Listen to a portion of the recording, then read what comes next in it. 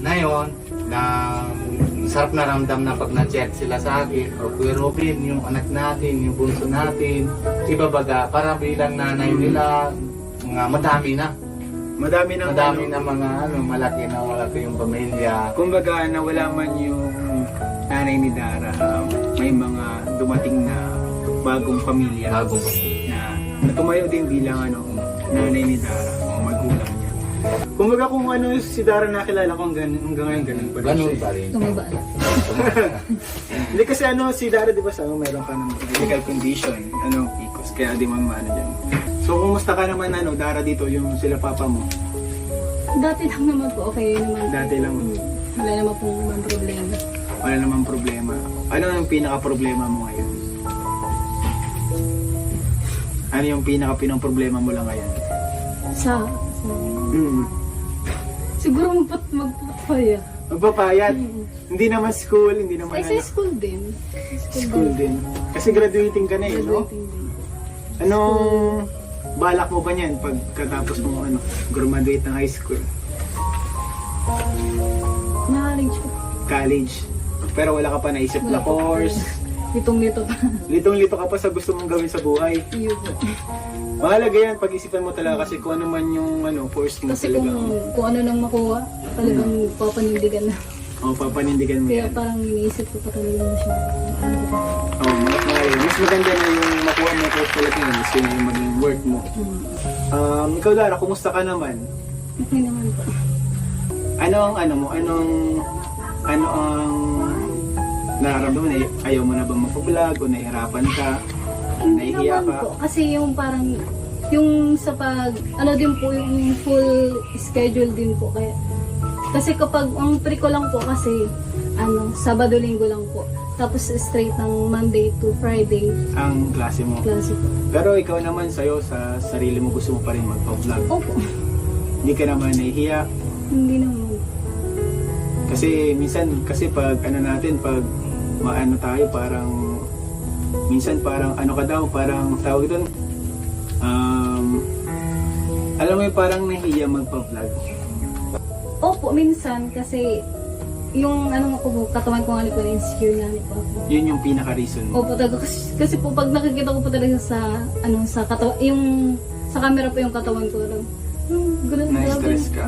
Tapos nagkakaroon ka din ng pressure. mga, siguro naisip mo na kinukompare mo yung sarili mo sa iba. Opo, di po nga.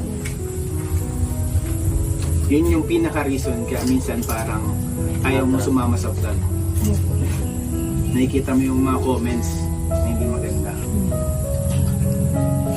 Pero di naman po porque nagtatago ako sa camera, ganun. Ayaw ko na mag-vlog. Pero ang totoo po talaga, gusto ko pong mag-vlog. Hindi ko naman po ayaw na mag-vlog. Hindi naman yung malayo ang loob mo sa amin, hindi ka naman ganun sa akin. Wala naman po akong samang loob sa kanila. Wala ka naman sama ng loob or galit, wala naman. Wala po. Never naman po akong nagalit sa kanila. Ang pinaka-reason mo talaga is yung katawan mo. Ano yung sa'yo? Ano yung mga nagtitrigger sa'yo para mo yan? Anong nagkaka-anxiety ka ba sa ganyan Po. dahil dyan sa Sobrang stress. Tapos po ang isip. anong Yun parang gusto mo lang talagang itong parang mag-isa lang ganyan. hindi ka nilang kaya minsan hindi ka nga talaga sumasama Minsan lang po. kapag talagang yung sa'yo nagpupush yung minsan na para sumama na lang din kahit nahihiya ka. Ano po? Sila pero po. Kasi syempre po sila po yung nagano sa akin na i-vlog ako.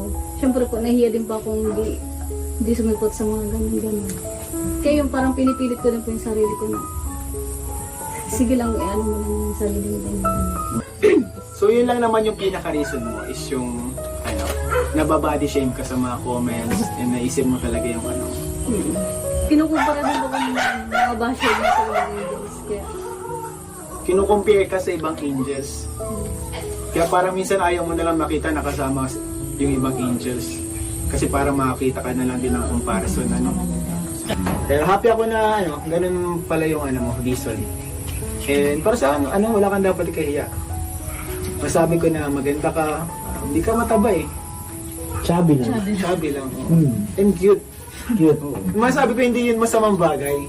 Pero ikaw, Dara, anong gusto mong sabihin dun sa mga kasi hindi na pala siya biro eh kasi nag-focus na ng anxiety sa'yo eh. Siguro po tulad din sabi natin ngayon, stop po sa pag-babash kasi po, isipin niyo din po yung mga sasabihin niyo na nakakasakit. Kasi po, di po biro sa akin na may sakit po ako na ng PCOS. Nagka-anxiety, stress. Sobrang dami po talagang ng PCOS talaga. Kaya yun, parang ang gusto ko lang po sa Rina, stop po sa pagbabash. Stop bash. Kasi hindi maganda Stop eh. bash. Right. And si Dara po napakabait naman.